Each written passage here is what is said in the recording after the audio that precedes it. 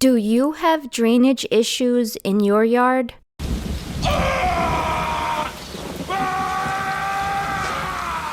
Maybe you can't find a professional to fix it or can't afford one. This video will show you a DIY project for a French drain utilizing a slope down this way. I started digging just a little bit to see what would happen, and wherever I dug, the water just filled up and stayed there. I'm walking all the way from the top to the bottom, which is 90 feet long. When I began this project in spring, I didn't fully understand how much work this was going to be to hand dig this entire trench. I started out digging a very narrow trench with a trench shovel. Clay soil is very heavy and sticky.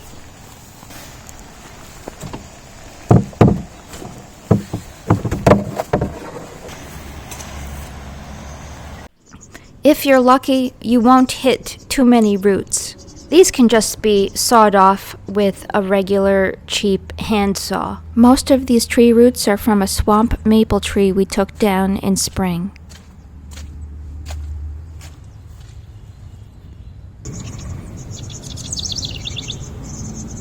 I made a lot of progress, but at this point I realized I am going to need some help.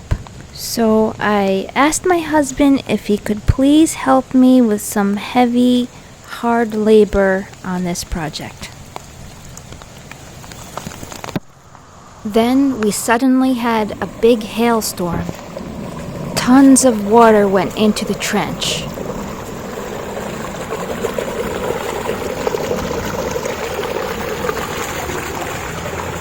This was moments after the storm passed. The hail melted fast. This shows how well a trench can work on its own.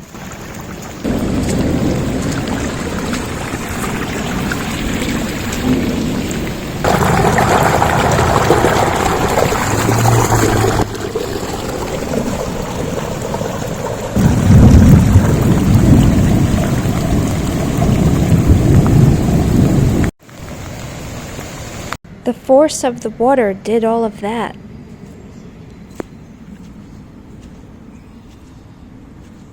What you're seeing now is about a month or two in the future. We stopped working on the trench because it just became too hot and too humid and uncomfortable to work on it. When the temperature cooled down, we got rid of those roots and continued digging. By the time we finished, we were starting to get some freezing temperatures. Okay, so now we're going to get to the pipes. See how that says Schedule 40? It's a lie. This is on Home Depot's website, and it's wrong. On this item page, it's wrong about being Schedule 40 in two different places. There's such conflicting information that a consumer had to ask, is this Schedule 40? And it was answered, no, it's not Schedule 40. Basically, it's sewer pipe instead of Schedule 40. What's the difference? Well, Schedule 40 is thicker and stronger. Home Depot's website is kind of a mess. The only way to really get to Schedule 40 PVC currently is by using Google's search engine. Here is the actual Schedule 40 PVC pipe, and it says nothing about sewer pipe in this description. Also, another difference is the price. It's much, much higher than the sewer pipe.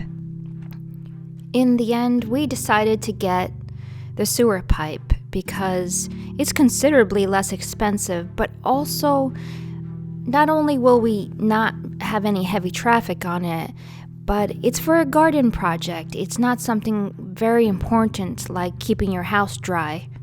We didn't have a vehicle to transport 10-foot pipes, so we ordered it online. Delivery fee was $79, very steep, but I guess, it's worth it in the end because of our situation.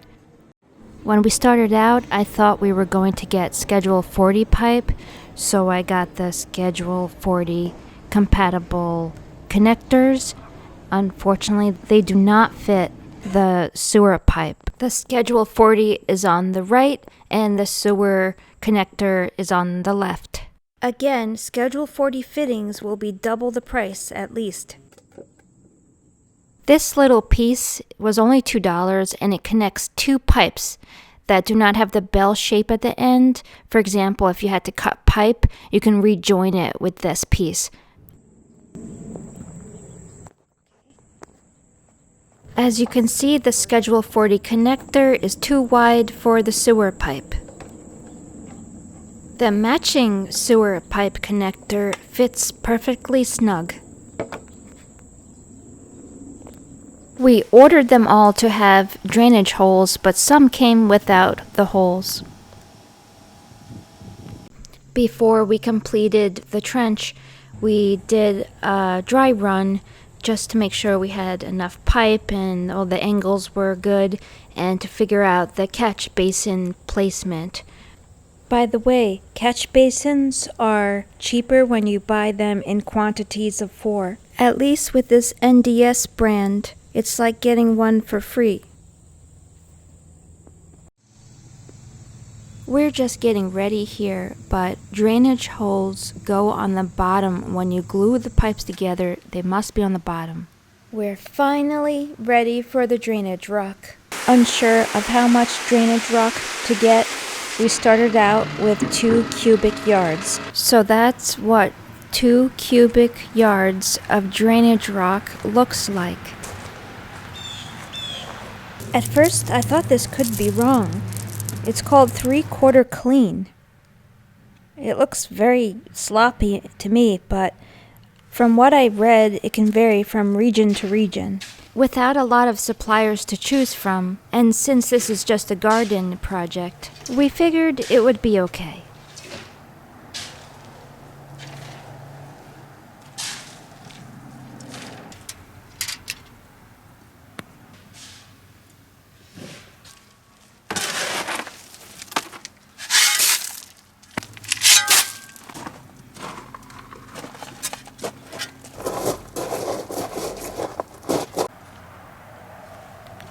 That's about a full bubble of fall, so that should lead the water right where we want it to go.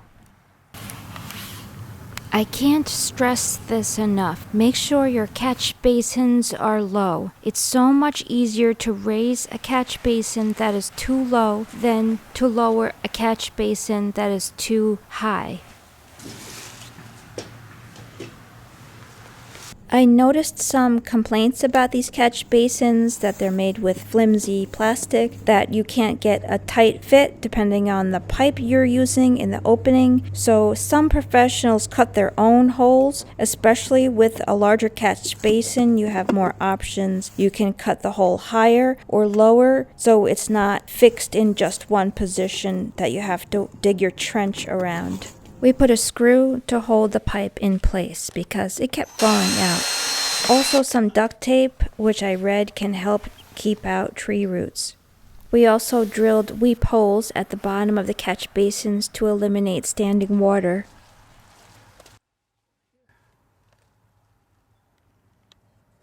We tried a hacksaw, but the reticulating electric saw was much better.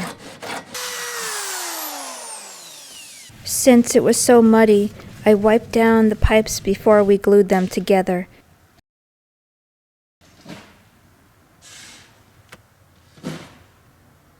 We ended up not using the straight fitting. We used the Y-shaped fittings for the catch basins off to the side, and as for the rest, we just fit the bell end over the straight ends all the way down.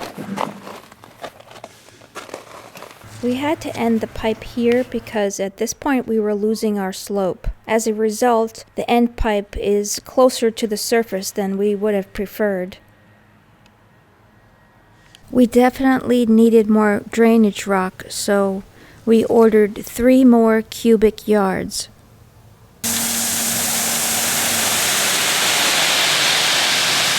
So that's what 3 cubic yards of drainage rock looks like.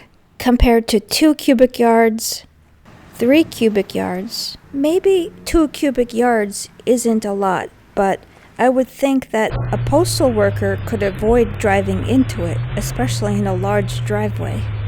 Or an Amazon worker who drove right over my planter full of gravel and just kept going.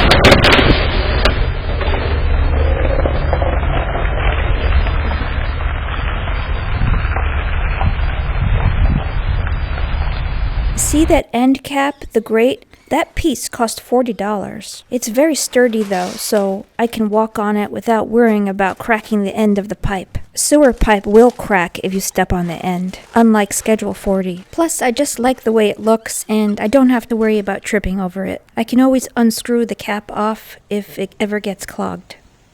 Before finishing the project, we got some rain. This catch basin was a little high, so we had to dig out all the gravel and lower it a little bit. It could use a little grading help too there, and that could be done later. But otherwise, everything was functioning very well.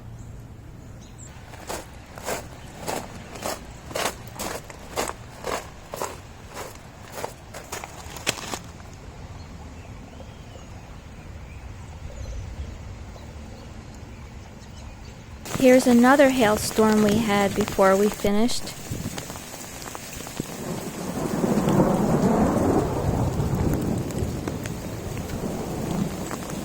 This is after the storm passed and the hail melted.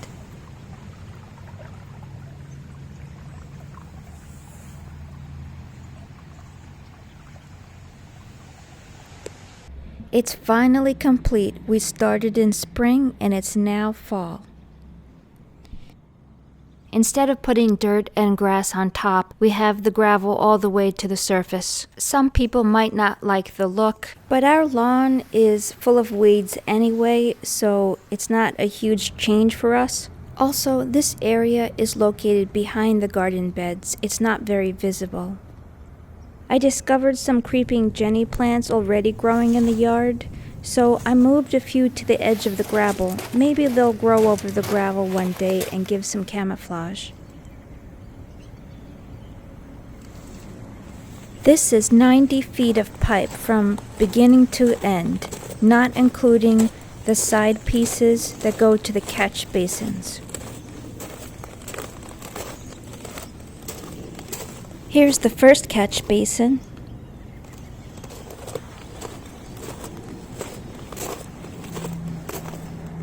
Here's the second.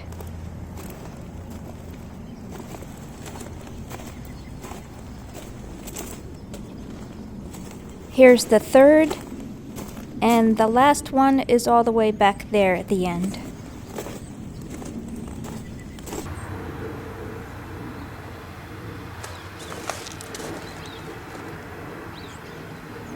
As expected, it transported the water from up there to down here. Most of it goes towards the driveway and then seeps into the ground or makes it all the way into the swampy area. It was always muddy over here, but now it's muddier, so to combat that, I've planted some red twig dogwood and I've placed some mulch here as well, at least temporarily, so it's not so slippery. So hopefully it will create a nice winter interest as it grows over time, and in the summer it will block the area, guiding traffic through the inside of the arbor.